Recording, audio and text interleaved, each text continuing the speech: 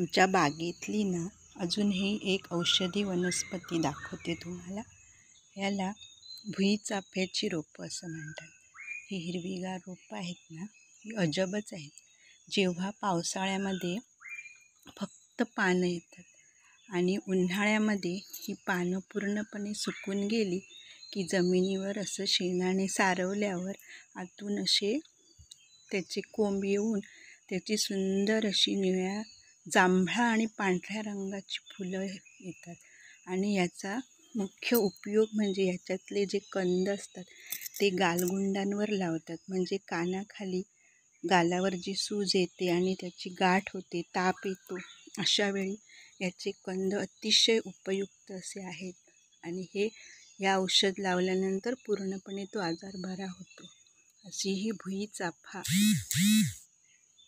औषधी वनस्पती